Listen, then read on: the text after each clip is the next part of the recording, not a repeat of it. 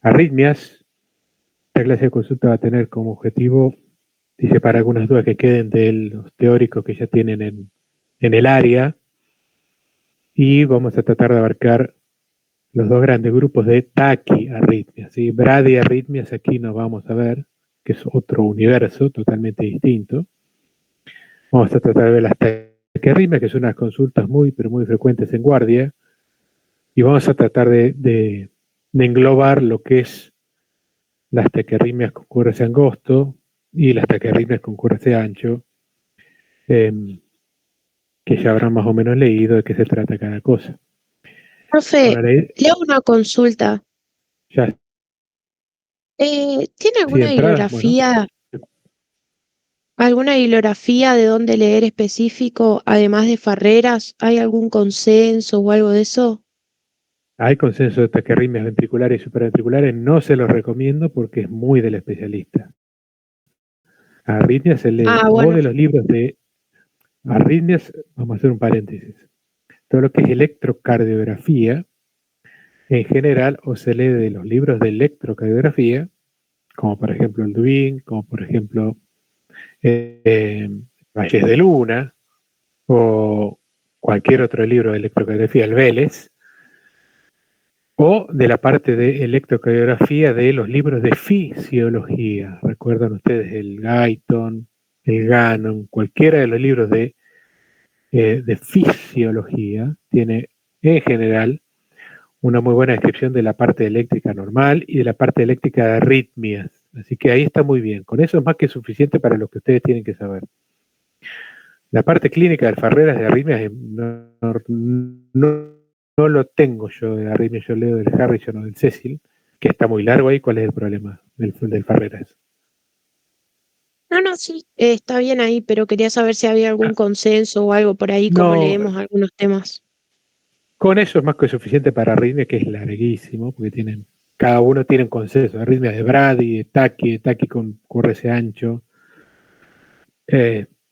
No necesito que ustedes sepan más de lo que nosotros les damos en el área para medicina general, como están viendo ustedes, ¿no? Después cuando sean especialistas, si alguno hace cardiología les dará un poco más, pero por ahí todo lo que sea electrocardiografía normal o patológica de los libros de electrocardiografía o de los libros de clínica médica o de la parte electrocardiográfica de los libros de fisiología es suficiente. Bien. Muy bien, hecho esta Gracias, profe. aclaración, empezamos de nada.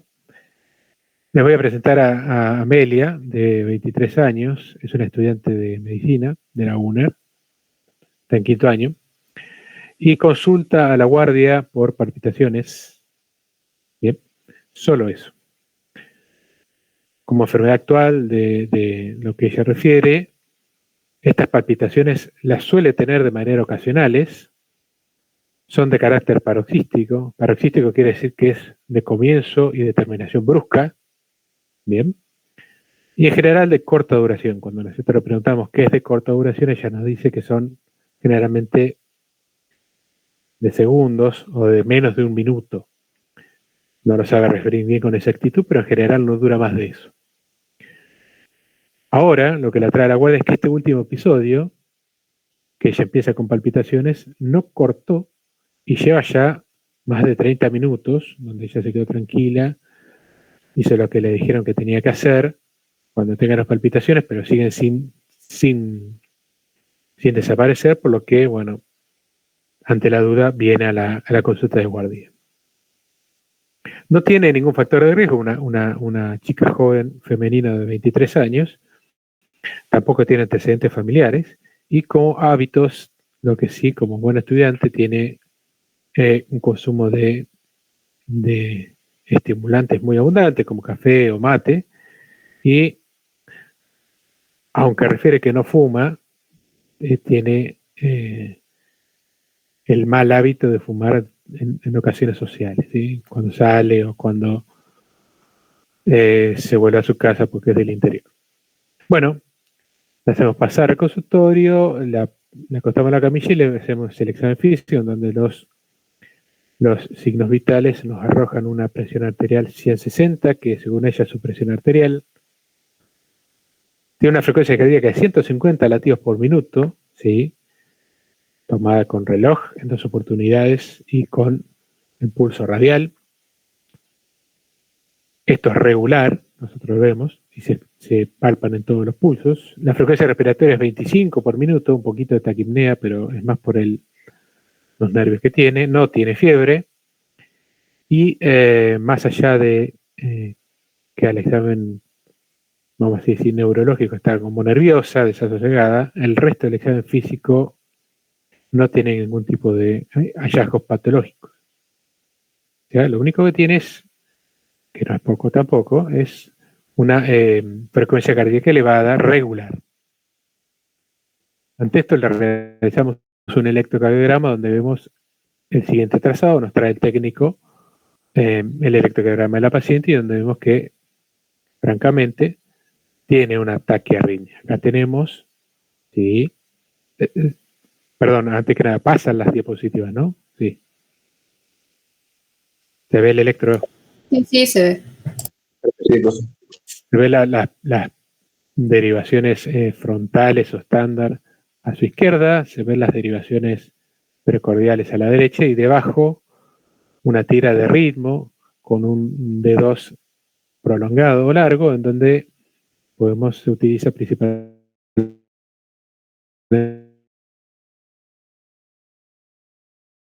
que es clavado 150. Y entonces al texto, ¿qué hacemos? Y vamos a tratar de ver qué nos depara el electrocardiograma. El electrocardiograma, cuando nosotros nos enfrentamos a un paciente ahora sí con diagnóstico de taquiarritmia, tenemos que hacer 2 grandes divisiones grupales, porque tienen un pronóstico y un tratamiento totalmente diferente, que es si la taquiarritmia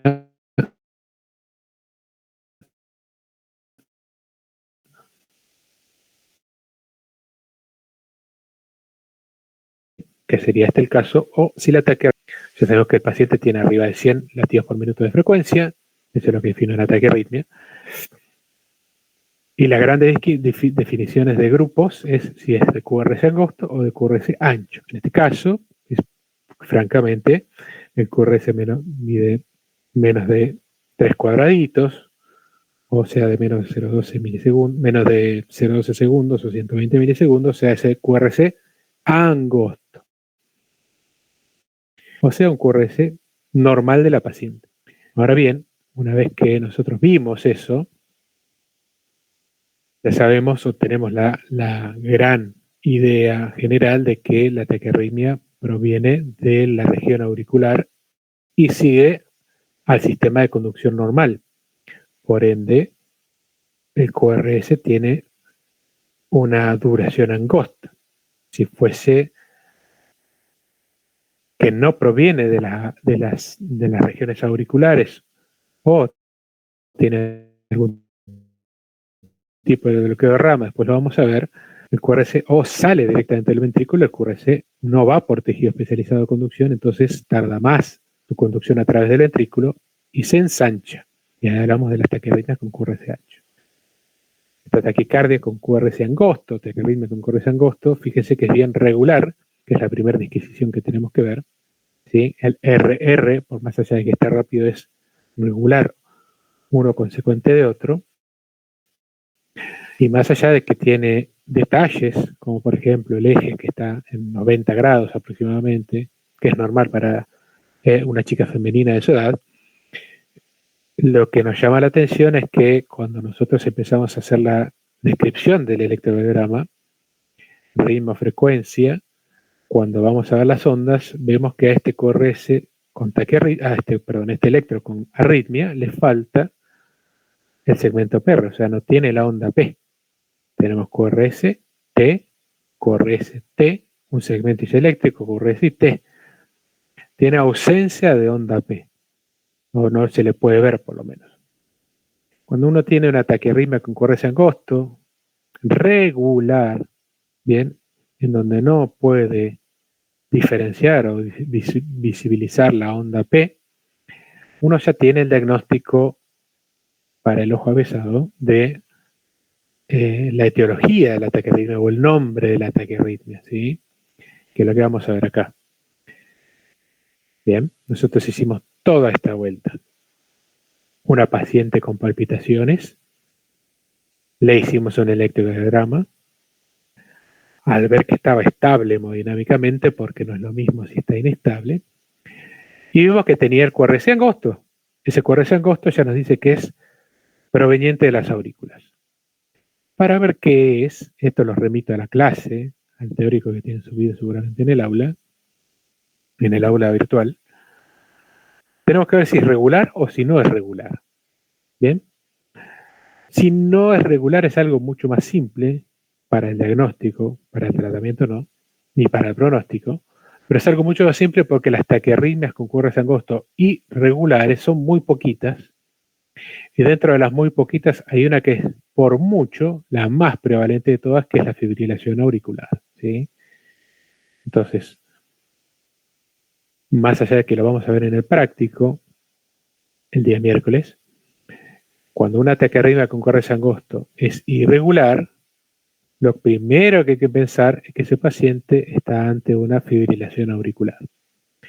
El resto de las arritmias son más raras, mucho más raras, y vamos a tratar de ver más adelante. Pero en este caso es una arritmia regular, es donde luego la pregunta que me hago es, una vez que tengo una taquiarritmia con QRS angosto y regular, ¿se le ven las ondas P? Y en este caso no se le ve la onda P, por lo cual ya directamente hago el diagnóstico de el apocopetrin, que es taquicardia por reentrada intranodal, que es algo muy común en la gente joven y sana, ¿sí? Generalmente asociado a episodios de estímulo nervioso o sensaciones nerviosas o estrés o ansiedad, catapultado además o ayudada por estimulantes como pueden ser, por ejemplo, bebidas energizantes o café o mate. Bien, esta es una taquicardia por reentrada intranodal. Regular, ¿sí? Sin ondas P visible. Acá el circuito de la taquiarritmia, que generalmente todas las taquiarritmias, bien, que no tienen onda P, o si tienen onda P la tienen muy pegadita al QRS, son reentrantes, ¿sí? Son reentrantes. En general tienen muy, pero muy buen pronóstico, ¿bien? Y generalmente cortan con tratamiento médico o tratamiento higiénico-dietético, que ahora lo vamos a ver. Pero también puede haber taquicardias que no sean reentrantes, bien, que no sean reentrantes, sino que sean un mismo foco automático que se despolariza más rápido que el nodo sinusal, entonces se hace cargo, roba, por así decirlo, el ritmo, ¿sí? Del corazón. Y se hace cargo él del ritmo del corazón, ese foco nuevo. Eso se llaman taquicardias automáticas, y dentro de las taquicardias automáticas, la más frecuente, que no es este el caso, esta ya sabemos que es una taquicardia por entrada, la taquicardia sinusal es la primera que tenemos que tener, y luego una taquicardia auricular de cualquier foco, también de manera automática. Pero para ver estas tenemos que ver la onda P en general, ¿bien? Entonces, este cuadrito, que parece complicado, en realidad no lo es, ¿sí? Se pregunta ante una taquiarritmia si el QRS es angosto o ancho, y luego si es regular o irregular. Una vez que es regular, si vemos o no vemos a onda P, y la relación entre la onda P, vamos a hacer así, ¿sí? Y el QRS nos dice si es o por reentrada o automática. Esto es una cosa que la utilizamos mucho los cardiólogos o la gente entrenada ver electrocardiografía. No es fácil y lleva su tiempo ver arritmias, tanto con QRS angosto principalmente, las con QRS ancho es más sencillo, más grave también. Pero para el especialista cardiólogo o para el médico emergentólogo o para aquel que lleva mucho tiempo haciendo guardias de emergencia, que está acostumbrado a ver, y toda la experiencia es lo mejor que te puede pasar, uno puede hacer el diagnóstico, como acá vemos, electrocardiográfico, también se llama, en los libros lo van a encontrar como prospectivo, o sea, llega la paciente con síntoma o el signo tal, le hago un electrocardiográfico y a través del electrocardiógrafo o a través del electrocardiograma yo hago el diagnóstico posterior de la arritmia. Veo si el QRS es ancho o angosto, como hicimos recién, si es regular o irregular, y si es regular, si tiene ondas P o no, y dónde está su ubicación, yo pongo el nombre a la arritmia. Bien, pero para aquellos que no estén muy avesados o le tengan miedo a las arritmias, que es un clásico, aunque en realidad no hay que tenerle mucho miedo, hay que saber qué hacer nada más. En general eligen por decantación el diagnóstico que se llama terapéutico o retrospectivo, o sea, viene una paciente con una taquicardia que yo ahora hago el electro, no sé qué tiene, pero la trato, bien, de una manera, y depende cómo responde esa arritmia al tratamiento, yo retrospectivamente hago, era tal cosa porque respondió de esta manera, ¿me explico? O era tal otra porque respondió de la siguiente manera. Se llama diagnóstico retrospectivo, es muy utilizado en guardia, sobre todo en guardia donde hay gente que pueda leer bien el electro, que espero que no sean ustedes que van a saber leer bien el electro una vez visto todo esto.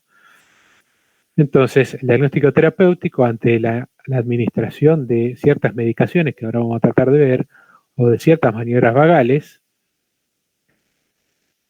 que van a inferir o principalmente tener su principal sitio de acción en el nodo aurículo ventricular. Si esa taquiarritmia disminuye su frecuencia, pero no corta, tenemos el diagnóstico de una taquicardia sinusal en general.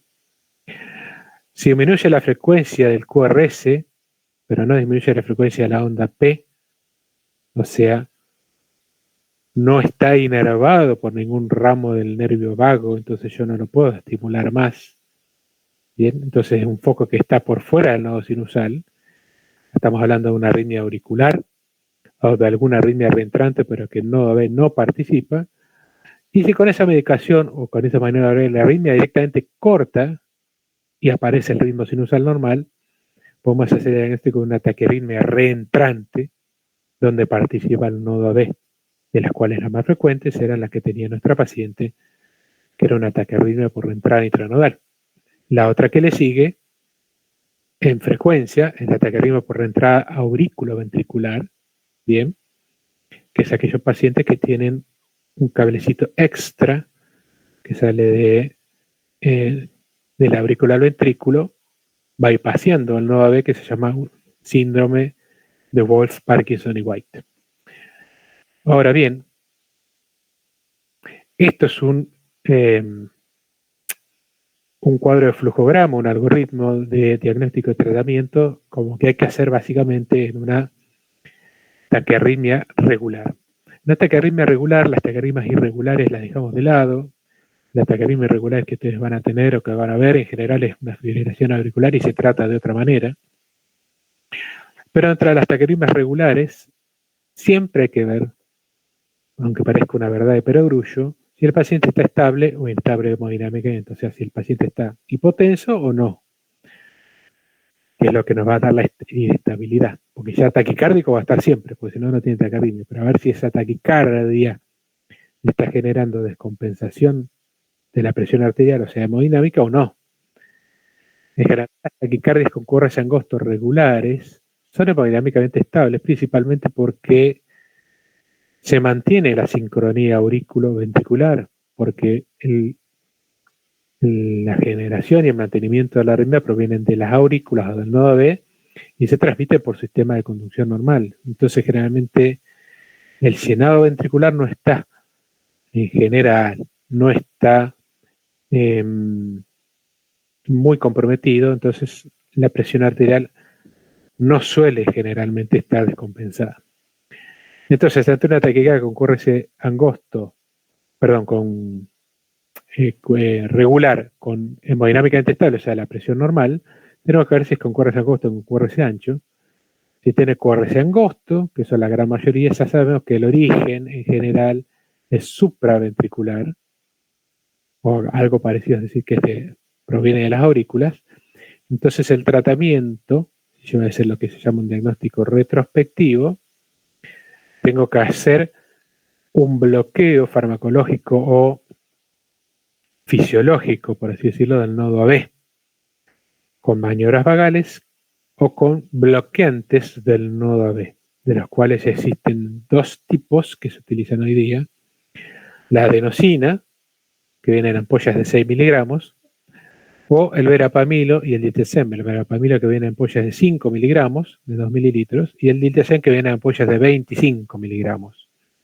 A cada paciente se le administra en general una ampolla, o de una cosa o de otra, no las dos juntas. En general, la adenosina en bolo rápido, con un bolo de 5 a 10 mililitros de solución fisiológica detrás, y el verapamilo y el diltiazem en bolo lento, ¿sí? Se pasa media a una ampolla entre 1 y 2 minutos, ¿bien? Y se ve la respuesta de la arritmia. Si resuelve, o sea, si la arritmia corta, generalmente esa es una taquiarritmia con participación del nodo B, o sea, es una arritmia reentrante, de la cual la taquicardia intranodal es la principal. Y si no resuelve, pero baja la frecuencia de la onda P o del QRS, es una taquicardia en general automática, de la cual la taquicardia sinusal, la taquicardia auricular o el aleteo auricular es los más frecuentes, y hay que ver qué se hace después, pero ya tenemos el diagnóstico hecho. En general depende de la taquiarritmia y el tiempo de evolución es cómo se procede después, pero ya no es ambiente de la emergencia. Distinto es si la taquicardia regular con QRS angosto está hemodinámicamente inestable, que son la minoría de los casos. Cuando el paciente está hemodinámicamente inestable, yo no pregunto absolutamente nada. Ese paciente le tengo que revertir enseguida el ritmo sinusal para mejorar su pronóstico, porque cuando algo está hemodinámicamente inestable tiene alto riesgo de hacer una muerte súbita. Entonces, la forma de resetear y volver a empezar con un ritmo cardíaco normal de manera brusca y aguda ante una descompensación hemodinámica es una, y se llama cardioversión eléctrica. Bien, la cardioversión eléctrica con cardiodefibrilador externo es lo que queremos en guardia en general para previo leve sedación del paciente, como para que no sienta molestias ni dolor. Se da una analgesia, se hace una cardioversión sincronizada, eso lo van a ver después, con el QRS, y el corazón se resetea, se le da un shock eléctrico, se resetea, y cuando se resetea el foco arrítmico se elimina y vuelve el ritmo sinusal, que recuerden que el foco del nodo sinusal es el más automático de todos los focos, o sea, es el primero que se despertaría, entonces nuevamente recobraría el ritmo sinusal el paciente. Bien. Eso es cuando está hemodinámicamente inestable. Distinto es lo que vamos a ver. Si me deja, ahí está. Esta paciente, que es Amelia, pero ahora tiene 64 años, fíjense que las edades en general de prevalencia de una arritmia y de otra son diferentes, es una jubilada docente, y consulta por palpitaciones, pero también con mareos que la trae a la guardia.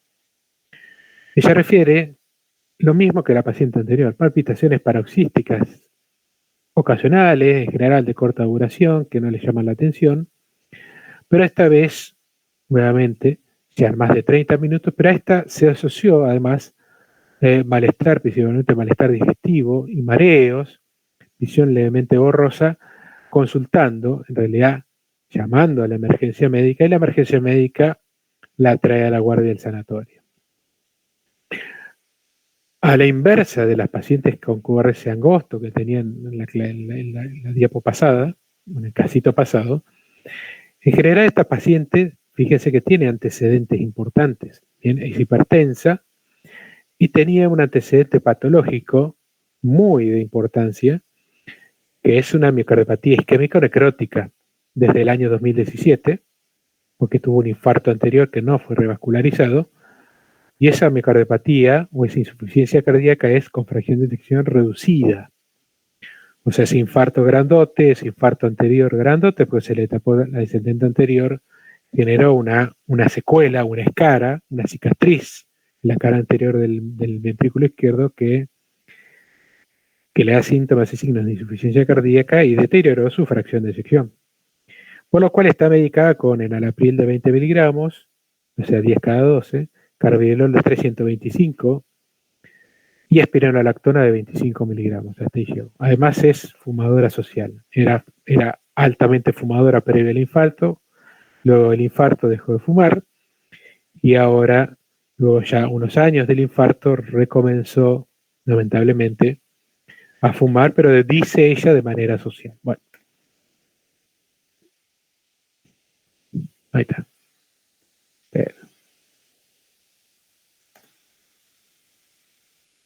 ¿Tenés ganas de hacerme sufrir? Ahí está. Por supuesto que la admitimos y realizamos el examen físico en donde fíjense que en los signos vitales la presión arterial está muy baja, está en hipotensión, ¿sí? Esto es con pesorómetro de manguito en ambos brazos, o sea, certificada que tiene esa presión.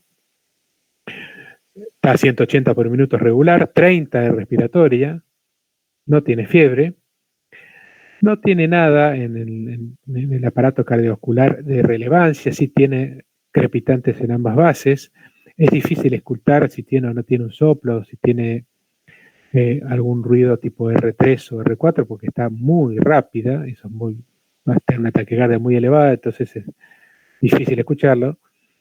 Y al estado neurológico está estuporosa, se duerme, está desasosegada, cuando se despierta no tiene ningún foco.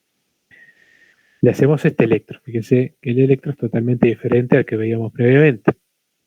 Tenemos una taquiarritmia, pero nuevamente tenemos las 6 derivaciones frontales, las 6 derivaciones precordiales y una tira de ritmo de D2 en la parte inferior del electrocardiograma y vemos claramente que existe una taquiarritmia, está también en este caso a 150 por minuto, tomamos 180 pero bajó un poquito, pero francamente acá hay una gran diferencia y está la gran diferencia con el otro grupo es que el QRS aquí, se darán cuenta ustedes, es francamente ancho. Bien, entonces estamos en el grupo de las taquiarritmias con QRS ancho. Difícil con esto y con el estado de la paciente hacer lo que se llama el diagnóstico prospectivo. Pero aquí es en general, o sea, ver con un electrocardiograma y tratar de adquisiciones si esto es ventricular o no. Pero aquí es mucho más fácil ya que 8 de cada 10 pacientes que tengan un electro con QRS ancho en taquicardia van a tener taquicardias ventriculares, como es este el caso, y se va a actuar de una determinada manera, sobre todo si está hemodinámicamente descompensado. Esto lo digo porque, y los remito nuevamente a la clase, existen taquicardias con QRS ancho que no son de origen ventricular, que son las menos, que lo vamos a ver en el práctico. Bien, o sea, este electro se puede ver también en pacientes que no tienen un foco de origen ventricular, ¿sí? En ciertos casos especiales, pero al entender el saber del alumno de medicina, toda vez que ustedes tengan una taquiarritmia con QRS ancho, lo primero que tienen que pensar, por prevalencia, es que tiene una taquiarritmia ventricular. ¿Bien? Que es este el caso. Fíjense que, bueno, no vamos a hacer gran desarrollo del electro, vamos a ver en el práctico, pero tiene un clásico eje superior, o sea, de mi bloqueo anterior, con una B1 muy positivo, o sea, tiene una imagen de bloqueo de rama derecha. Cuando tiene una imagen de bloqueo de rama derecha, que no es lo mismo que tener un bloqueo de rama derecha, quiere decir que el foco sale del ventrículo izquierdo y que se va hacia la derecha. Eso coincide con la secuela de infarto anterior izquierdo que tiene la paciente y que desde ahí sea esa diferencia de potenciales que existe entre una escara o una cicatriz de infarto que no tiene potenciales de acción contra el tejido miocárdico viable, que sí tiene, genera un circuito de reentrada ventricular que hace que se dispare este tipo de arritmias. ¿Bien? Fíjese que es una taquicardia con QRS ancho, regular, y vamos a ver en el práctico, las próximas clases, que cuando hay una taquicardia con QRS ancho, regular, lo que tenemos que ver, si es en general, es monomórfica o polimórfica. Acá se dan cuenta que es monomórfica, o sea, las QRS son todos igualitos, tienen una sola forma, monomorfas, quiere decir que salen de un mismo foco, ¿sí? Que está generando esto. Con las polimorfas, que son más raras, prácticamente ustedes no los van a ver, es más del especialista de unidad coronaria, los focos salen de múltiples lugares, como por ejemplo la torsada de puntas o la fibrilación ventricular. ¿Qué hacemos con esta paciente? Con QRS ancho, hasta que cargas con QRS ancho. Al igual que las taquiarritmias con QRS angosto, se trata depende del compromiso hemodinámico. Si está estable o está descompensado hemodinámicamente. Aquí, cuando existe un foco ventricular, es mucho más raro que el paciente se encuentre estable hemodinámicamente. A diferencia totalmente las antípodas de las taquiarritmias con QRS angosto, que predominantemente son estables hemodinámicamente. Aquí predominantemente son inestables hemodinámicamente. ¿Por qué? Porque al tener un foco ventricular se pierde la sincronía aurículo-ventricular, ya que la aurícula late por un lado y el ventrículo, con ese foco nuevo de generación de arritmia, late por otro. Entonces el llenado ventricular es totalmente irregular y eso genera, ¿sí? Más allá del aumento de la frecuencia cardíaca, una disminución franca del llenado ventricular que explica la hipotensión de la paciente o del paciente, cualquiera de los dos. Entonces es muy raro que tenga estabilidad hemodinámica. Entonces, para ellos que no tienen estabilidad hemodinámica, sigue siendo el mismo tratamiento que es la cardioversión eléctrica de emergencia con un cardiodesfibrilador externo. Para aquellos casos raros, porque los van a ver, que no tengan descompensación hemodinámica, existen taquicardias ventriculares que no tienen descompensación hemodinámica, lo que hay que hacer es tratar de borrar el foco rítmico ventricular. Y aquí es diferente la medicación que se pasa porque aquí el problema no está en el sistema de conducción, como puede ser el nodo AB o el nodo sinusal, donde se generan principalmente las arritmias con QRS angosto, sino que aquí el problema está en el músculo, en el ventrículo. Y sabemos que el músculo o el ventrículo, izquierdo o derecho, cualquiera, no importa, se puede generar cualquiera de los dos. Generalmente se generan del izquierdo porque el izquierdo es el que tiene mayor patología. Son fibras o son células de tipo sódicas, no son células de tipo cálcicas como el sistema de conducción. Entonces, no le podemos dar bloqueantes cálcicos como verapamil y ya que no le va a hacer nada, es más, lo pueden empeorar al paciente, sino que tenemos que dar bloqueantes sódicos como la lidocaína o bloqueantes generales, ¿sí?, de la repolarización como es la amiodarona. Y generalmente cuando el paciente está estable hemodinámicamente, podemos hacer por vía endovenosa lo que se llama el bloqueo sódico con bloqueantes del grupo 1 como la lidocaína o bloqueantes del grupo 3 como pueden ser por ejemplo la amiodarona. Esto nos remito al teórico de antiarrítmicos, no vamos a ponernos a hablar de antiarrítmicos, en donde acá está la amiodarona, es la que más se utiliza, con carga de 5 miligramos por kilo, a pasar rápido, y luego un mantenimiento en un día de 15 miligramos por kilo, viene en ampolla de 150 miligramos, generalmente la taquiarritmia revierte pasada las 2 o 3 horas. Bien. Luego se ve que se hace con esas arritmias a posteriori una vez que corte, porque es totalmente pronóstico diferente. Y la lidocaína se hace lo mismo, más utilizadas en general en arritmias con QRS ancho de característica ventricular, pero provenientes o muy ligadas a un infarto agudo del miocardio, ¿sí?, en la sala de hemodinamia, cuando se le está tratando de destapar la arteria coronaria con el trombo. Se utiliza más la lidocaína, que es de acción más rápida, pero que tiene más efectos tóxicos, o sea, hay que usarla con más cuidado, donde se hace un bolo de 1 miligramo kilo y después se mantiene 2-4 miligramos minuto independientemente del peso. Y hay que tener cuidado porque vienen ampollas al 1% y ampollas al 2%. porque recuérdense que la lidocaína no solamente se usa como antiarrítmico, en realidad su principal uso es anestésico, ¿sí? Es una amida anestésico local.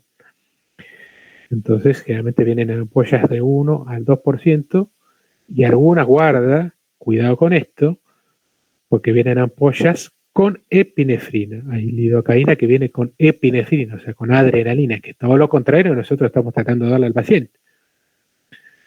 La lidocaína con epinefrina o con adrenalina se utiliza en combinación para la anestesia local de la piel.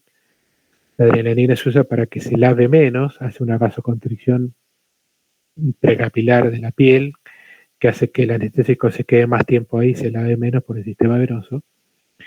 Entonces, ténganlo en cuenta. En general, en las guardias no existe ampollas de lidocaína con epinefrina, pero acuérdense de lo que le dice el doctor Badea, que al existir pueden haber y guarda con darle eso a un paciente que está estable hemodinámicamente con ataque arritmia ventricular. Entonces, taquirritmia con QRS ancho, ¿sí?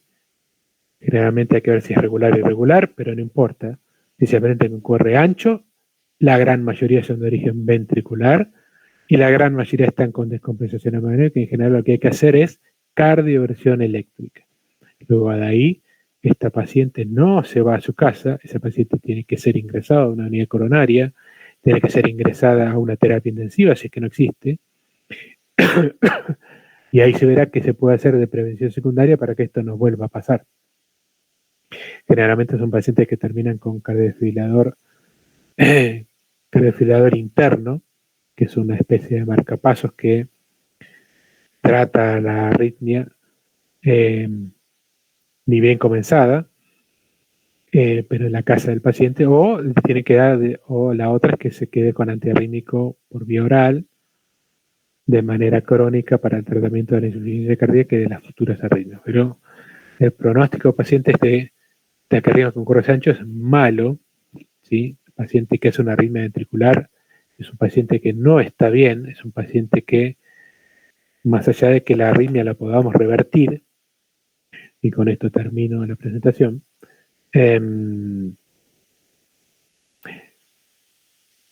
a posteriori indica que el ventrículo está muy complicado. Esto dice que, o quiere decir que tiene un muy mal pronóstico. A ver si me ven acá la cara.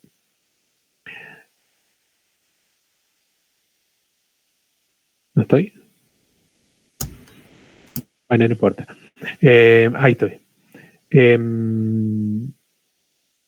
Sin embargo, las taquiarritmias con QRS angosto, en general, cortada la arritmia, ese paciente tiene en general se vuelven a su domicilio, no quedan con tratamiento crónico, se corta la arritmia o se trata la arritmia y vuelven a su casa y luego van a control con su médico de cabecera, con el cardiólogo, ¿sí? La taquicardia con QRS ancho es totalmente diferente, el pronóstico es malo. Bien, bueno, espero haber sido útil. Me imagino que tiene alguna pregunta. Profe, una pregunta, disculpe que lo moleste. No, para eso estoy. ¿Podría volver a explicar el tema de por qué se usan bloqueantes de sodio y no de calcio? Porque las células que generan la arritmia son células con despolarización sódica. Recuerdan ustedes que las células miocárdicas, las células del corazón, se dividen en dos tipos. Células de tipo no marcapasos o contráctiles, que es la gran mayoría, las células contráctiles, los cardiomiocitos contráctiles, que tienen una despolarización sódica principalmente, que tienen una curva, una pendiente cero de sodio muy pronunciada, luego la meseta y la repolarización. Entonces su despolarización, su encendido depende de la entrada de sodio. Entonces yo lo que tengo que bloquear para bloquear esa arritmia es el canal de sodio. Y para bloquear los canales de sodio, lo que principalmente uso son bloqueantes sódicos. Y los bloqueantes sódicos son generalmente los antiarrítmicos de clase 1. A la inversa, las taquiarritmias con QRS angosto en general se dan en células de tipo marcapaso, o sea, se dan en el nodo sinusal o se dan en el nodo AB. Las células de tipo marcapaso son células cálcicas, o sea que su despolarización depende del calcio, no del sodio, por lo cual, en general, bloqueantes de los canales de calcio son los principales para detener la despolarización de esas células. De entre de ellos, la adenosina es la que se utiliza hoy día, pero también se pueden utilizar, ya casi no hay en las guardias, pero se pueden utilizar. No hay porque tienen más efectos adversos y tienen una vida media muy prolongada. Bloqueantes cálcicos clásicos, como son el verapamilo y el diltiazem. Los bloqueantes cálcicos que se utilizan en arritmias son no dihidropiridínicos, ¿sí? Recuerden ustedes que los bloqueantes cálcicos son de dos tipos, o no dihidropiridínicos o dihidropiridínicos, como la amlodipina, la nifedipina, ¿sí? La nicardipina. Esos son más antihipertensivos, más al efecto periférico que central. Y los no dihidropiridínicos, como el verapamilo y el diltiazem, son de efecto más central, menos periférico, y se utilizan en arritmias. ¿Se entendió? Sí, gracias. Muy bien. Profe, una consulta. Bradiarritmias, ¿no nos enfocamos ahora porque lo damos más adelante o igualmente nos enfocamos? No, depende cómo esté el cronograma de clases de ustedes. En clase, per se, no la vamos a dar. Nos vamos a enfocar en taquiarritmias.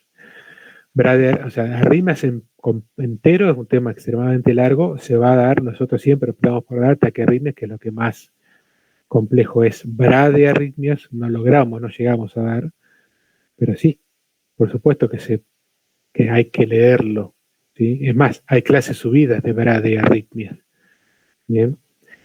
De los cuales los más importantes, para que ustedes tengan en cuenta, son los bloqueos auriculoventriculares de primero, segundo y de tercer grado, y la gran mayoría se trata con marcapasos. Acá te hice un mini resumen de lo que tenés que saber, pero si la pregunta es si se les va a preguntar de bradiarritmias, lo principal, yo no, en la acreditación, en el parcial y en el final, por supuesto que sí. Es más, hay más electrocardiogramas en el final de bradiarritmias que de taquiarritmias. No, sí, Pero es yo un tema, preguntaba es un porque tema más simple. en el campus todavía no hay cosas de bradiarritmias, por eso capaz lo suben más adelante. Ya va a aparecer seguramente. Gracias. Uh-huh.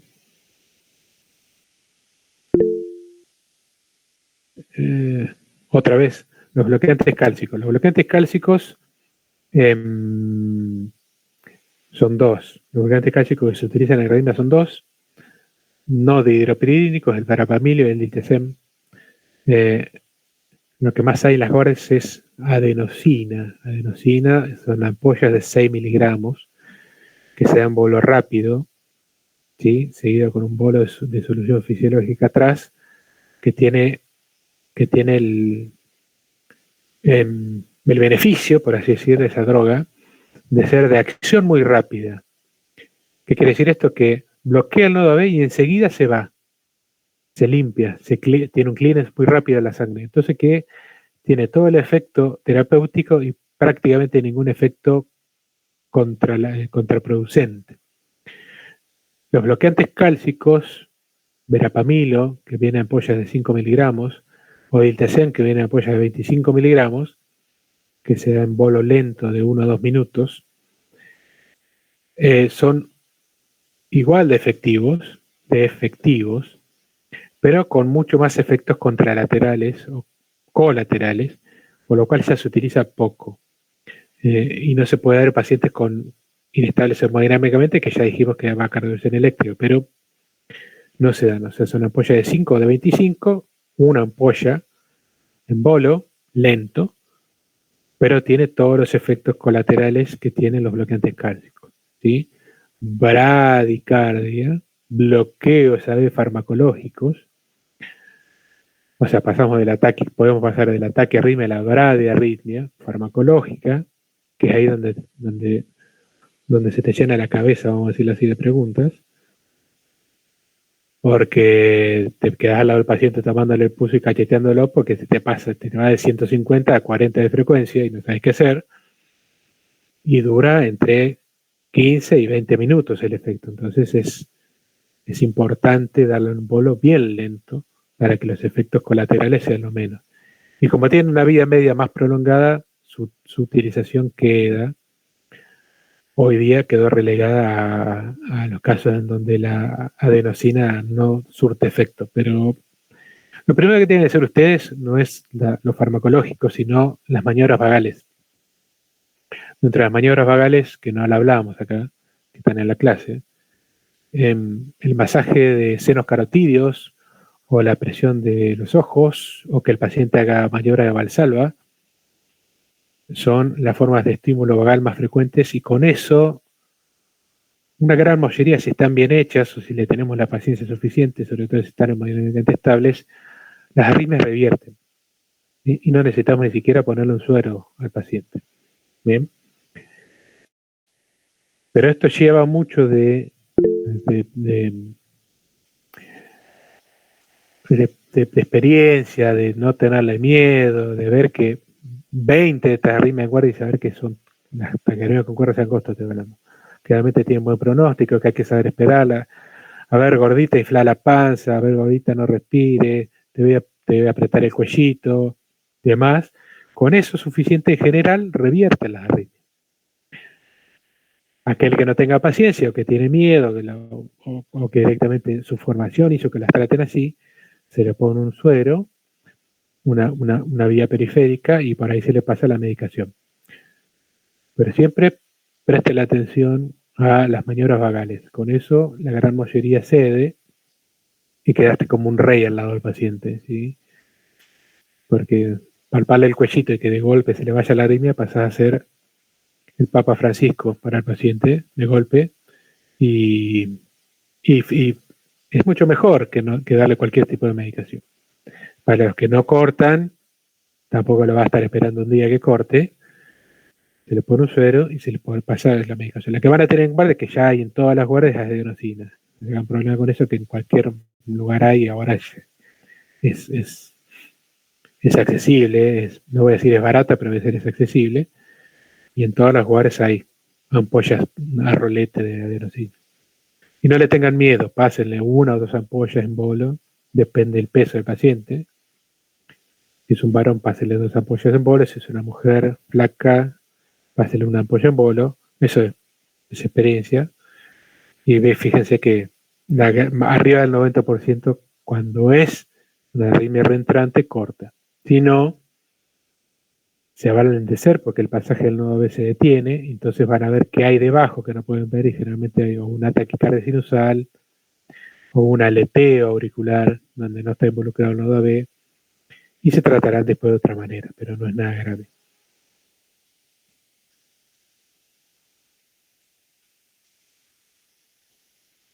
No le tengan miedo a las arritmias.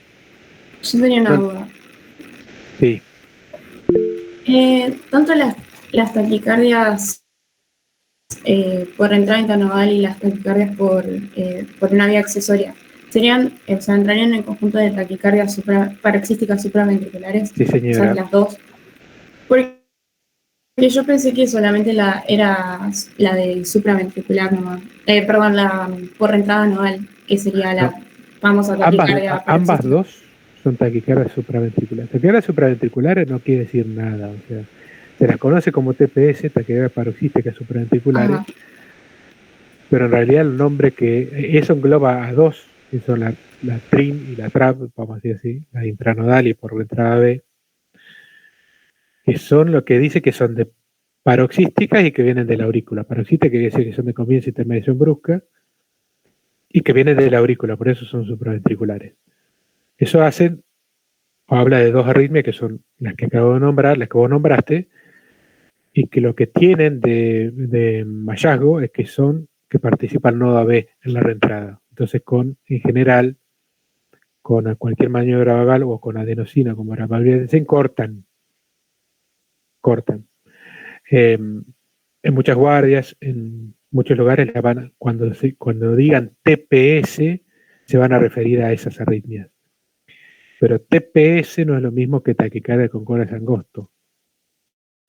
¿Sí? Son solamente las taquicardias con corazón angosto regulares por reentrada, si uno los quiere decir así. Es más fácil para ustedes reconocerlas por el nombre. o trin Y o puede trab. ser, profe, que para diferenciarlas clínicamente, o sea, los pacientes, por ejemplo, las TRIN sean más asociadas a mujeres y las TRAB, o sea, las asociadas a la vía accesoria, que puede ser que esté más asociado al Well Parkinson White, sea más en varones.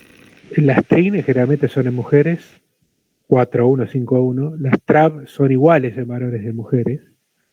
¿Sí? El Wolf Parkinson White no tiene una preferencia de localización. O sea, no hay tanto más mujeres que en varones o en varones que en mujeres. Lo que sí te puedo decir, y lo vamos a ver en el práctico, que el Wolf Parkinson White, que es la base fisiológica de la arritmia por entrada auriculoventricular, es más evidente en el varón que en la mujer, porque existen Wolf ocultos que no se ven. El Wolf Parkinson White evidente, la patente Wolf se ve más en varones que en mujeres. Sí. Última pregunta. Última y nos vamos. Bien.